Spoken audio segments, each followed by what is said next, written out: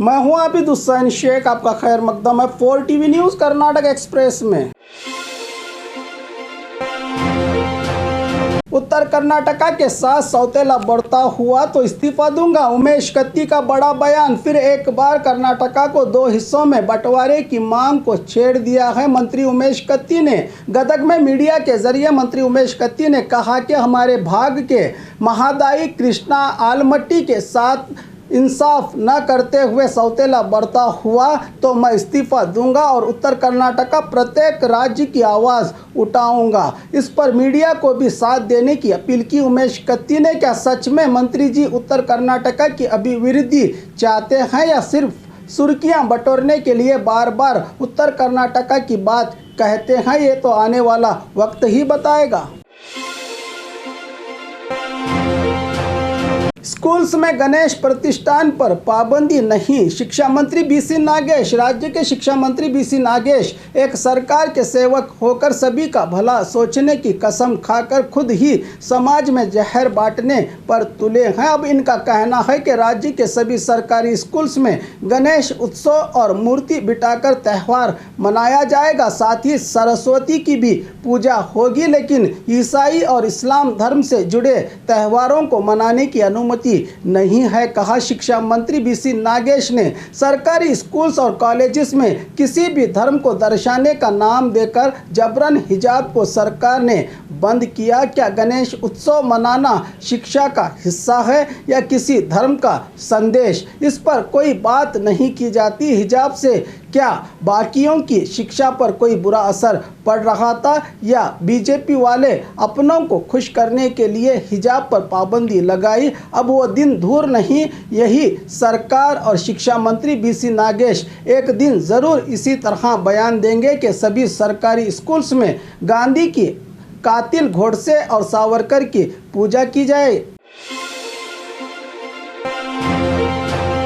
इलाके में माहौल बिगड़ते देखकर पुलिस ने लगाए राउंड्स। गुलबर्गा शहर के मुस्लिम चौक जो मुसलमानों का इलाका कहलाता है, जहां पर कुछ भगवा संगठनों के कार्यकर्ताओं की ओर से जय श्री राम और जय राजा सिंह के नारे लगाते हुए बाइक पर से गुजर गए। इस खबर को मिलते ही डीसीपी अदूरू श्रीनिवासलू और सभी पुलिस कर्मचारियों ने इलाके का दौरा करके कुछ पुलिस स्टाफ को यहां तैनात करते हुए जनता को सुरक्षा देने का काम किया जा रहा है इन इलाकों में। हर एक गणेश पंडाल में सावरकर की तस्वीर लगाना जरूरी। चक्रवर्ती सुली बेले बेलगाम में चक्रवर्ती सुली बेले जो हमेशा समाज में जहर बांटने वाले बयान देता ही रहता है, जैसे कि खुद देश चला रहा हो। अब इस नफरती इंसान का कहना है कि हिंदू धर्म के एकजुट होने पर आज सावरकर दोबारा जिंदा हुआ है, इसीलिए हर गणेश पंडाल में सावरकर की तस्वीर लगानी होगी। शायद इस नफरती इंसान को पता नहीं कि एक इंसान को अपना परिवार चलाने के लिए खून पसीना एक करके मेहनत करने के बाद तब जाकर तनख्वाह मिलती है, उसके बाद उसका परिवार चलता है, ना कि सावरकर की तस्वीर लगाने से। क्या सावरकर की तस्वीर लगाने से क्या देश की बेरोजगारी, महंगाई, भूखमरी कम होगी? बेरोजगारी और महंगाई से तो हिंदू, मुसलमान, सिख, ईसाई सभी जूझ रहे हैं। ऐसे मुद्दों से ध्यान भटकाने के लिए इन जैसे नफरती लोगों को कहीं बीजेपी ने तनख्वाह देकर काम पर तो नहीं रखा, क्योंकि जनता को सच्चाई पता चल गई तो इनके आका दुम दबाकर भाग निकलेंगे मैदान से। शिक्षा विभाग में चल रहा है कमीशन का धंधा। राज्य प्राइवेट स्कूल एसोसिएशन रुपसा की ओर से राज्य के शिक्षा मंत्री बीसी नागेश और उनके डिपार्टमेंट पर बड़ा घोटाला और कमीशन लेने का संगीन आरोप लगाया गया है। अगर नए स्कूल्स ओपन और रजिस्ट्रेशन करवाना है तो डीडीपीआई और बीईओ को तय की गई कमीशन देनी होगी। इस पर प्राइवेट स्कूल एसोसिएशन रुपसा की ओर से पूरे सबूतों के साथ जानकारी देने की बात कही गई है। राज्य की बीजेपी सरकार पर इतने आरोप लगते ही जा रहे हैं। इतनी भ्रष्टाचार से भरी सरकार अब जनता का भला करेगी या खुद को बाइज्जत बरी करेगी, देखना बाकी है। अन्य समुदाय पर भड़काऊ बयान देने से होगी कार्रवाई। शिवमोगा जिला एसपी लक्ष्मी प्रसाद ने प्रेस मीट के जरिए कहा कि शिवमोगा में सावरकर तस्वीर हटाने पर हुए घटना के बाद अब गणेश पंडाल में दोबारा सावरकर की तस्वीर लगाने की कोशिश कर रहे कुछ संगठन तस्वीर लगाने के समय पर किसी भी समुदाय को टारगेट करके नारे लगाना, विरोध जताना और माहौल बिगाड़ने की कोशिश की गई तो उन पर बेझिझक कानूनी कार्रवाई की जाएगी। इस तरह से कड़क वार्निंग दी है एसपी लक्ष्मी प्रसाद ने। चीफ मिनिस्टर बसवराज बोम्मई के क्षेत्र में नहीं है हेल्थ से जुड़ी सुविधा। कर्नाटका राज्य के मुख्यमंत्री बसवराज बोम्मई के क्षेत्र हावेरी जिले में 8 तालुका हैं। हावेरी जिला सरकारी हॉस्पिटल में जिला भर से आने वाले मरीजों के लिए इस हॉस्पिटल में डॉक्टर्स की कमी होने से बड़ी परेशानी झेलनी पड़ रही है मरीजों को। इस जिला हॉस्पिटल में 21 डॉक्टर्स, 44 नर्स, 20 हेल्थ इंस्पेक्टर्स और फार्मेसी स्टाफ की कमी है। जिला हॉस्पिटल में क्या सीएम बोम्मई अपने तेजधार बयान छोड़कर कुछ अभिवृद्धि की तरफ अपना ध्यान देंगे, कह रही है क्षेत्र की जनता। उद्घाटन से पहले उखड़ने लगा रास्ता। चिकबल्लापुर जिला बागेपल्ली तालुका मागमन्ना कुंटे गांव में निर्माण हुए एक ही महीने में रोटी की तरह उखड़ने लगा है रास्ता। इस हफ्ते स्थानीय विधायक की ओर से इस रास्ते का उद्घाटन करने का प्लान था, लेकिन रास्ते की बिगड़ी हालत पर यहां के लोग 40% कमीशन का आरोप लगा रहे हैं सरकार पर। यहां की जनता बीजेपी सरकार की अवधि में जनता को और क्या क्या भुगतना पड़ेगा, ऊपर वाला ही जाने। एसडीपीआई दफ्तर पर पुलिस की रेड। पिछले कुछ दिन पहले शिवमोगा के आमिर अहमद सर्कल में सावरकर की तस्वीर कुछ भगवा संगठनों की ओर से लगाई गई थी तो 2 गुटों के बीच मारपीट होने से प्रेम सिंह को चाकू मार के घायल किया गया था। इस आरोप में पुलिस ने 3 की गिरफ्तारी की है। इनके घरों के साथ शिवमोगा एसडीपीआई दफ्तर पर भी रेड करके social democratic party of India पर शक जताया जा रहा है, बल्कि गिरफ्तार हुए लड़के एसडीपीआई के कार्यकर्ता नहीं थे। जांच में ये बात पता चली है। क्या राज्य में कोई भी दंगे फसादात होंगे तो अब एसडीपीआई और पीएफआई को ही कसूरवार ठहराने की तैयारी में है राज्य की सरकार, कह रहे हैं संगठन के जिम्मेदार।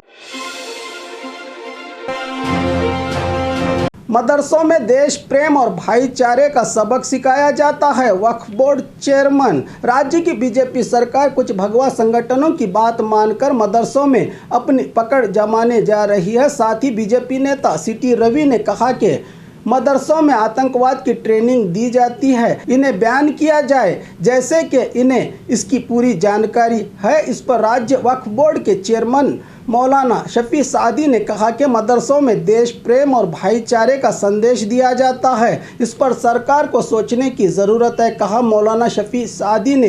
अगर मदरसों में गलत पढ़ाई होती तो आज सभी के घरों में तिरंगे नहीं लहराए गए होते। पूरे 42 साल तक आरएसएस हेड ऑफिस पुणे में देश के तिरंगे को नहीं लहराया गया था। अब इन आरएसएस वालों से देश प्रेम और भाईचारा सीखे जनता। हर घर सावरकर अभियान। श्री राम सेना संस्थापक प्रमोद मुतालिक को करने के लिए कोई काम नहीं, शांत रहे समाज में, जहर बांटना ही इनका धंधा बन गया है। अब इसी के ओर से बेंगलुरु में 5 लाख सावरकर की तस्वीरों वाला अभियान शुरू किया गया है। इसी के कार्यकर्ता राज्य के सभी जिलों में हर घर जाकर सावरकर की तस्वीर बिठाकर गणेश मूर्ति के करीब लगाने की सूचना देंगे जनता को। हर घर सावरकर अभियान की तरह हर घर से एक रोजगार देने का अभियान चलाते तो जनता की दुआ लगती। इन संगठनों को क्या हर घर में सावरकर की तस्वीर लगाने से बेरोजगार को रोजगार मिलेगा? क्या महंगाई कम होगी? क्या भूखमरी कम होगी? तो फिर सावरकर की तस्वीर लगाने से जनता को क्या मिलेगा? प्रमोद मुतालिक के पास इतनी तस्वीरें छपाने के लिए पैसे कहां से आए? क्या ईडी और सीबीआई एक बार सोचेंगे? क्योंकि प्रमोद मुतालिक तो कोई राज या महाराजा भी नहीं है, कोई काम भी नहीं करता, सिर्फ जहरीले बयाने देता है। इतना अमीर कैसे बना प्रमोद मुतालिक, कह रहे हैं समाज चिंतक। ईदगाह में नहीं होगा गणेश उत्सव, हाईकोर्ट का ऑर्डर। बेंगलुरु चामराजपेट में रहे ईदगाह मैदान जो पहले ही से वक्फ बोर्ड की जायदाद होने की पुष्टि हो चुकी है, लेकिन कुछ भगवा संगठन यहां पर गणेश उत्सव मनाने की रट लगाकर हाईकोर्ट में याचिका दायर की थी, लेकिन हाईकोर्ट के फैसले ने इनके गाल पर जोरदार तमाचा मारा है और फैसला सुनाया है कि साल में 2 बार बकरीद और रमज़ान ईद की नमाज अदा कर सकते हैं इस ईदगाह मैदान में। उसके साथ ही खेलने के लिए ये ईदगाह मैदान इस्तेमाल किया जा सकता है। साथ ही बाकी धर्म के कोई भी त्यौहार या सांस्कृतिक कार्यक्रमों को यहाँ इजाज़त नहीं। हाईकोर्ट ने यह फैसला सुनाया है। हाईकोर्ट के इस फैसले पर वक्फ बोर्ड चेयरमैन शफी सादी ने खुशी जताते हुए कहा कि 1966 के सुप्रीम कोर्ट आदेश में साफ लिखा था कि ईदगाह मैदान वक्फ बोर्ड की जायदाद है और यहाँ सिर्फ साल में 2 बार नमाज अदा की जा सकती है, लेकिन बीबीएमपी बिना कोई दाखिले दिए ही अपने मनमानी कर रही थी। अब हमें इंसाफ मिला है, कहा वक्फ बोर्ड चेयरमैन शफी सादी। और एमएलए ज़मीर अहमद खान ने कहा कि यह देश के संविधान और कानून की बड़ी जीत है। और खबरों के लिए देखते रहिए 4 TV न्यूज़ कर्नाटक एक्सप्रेस।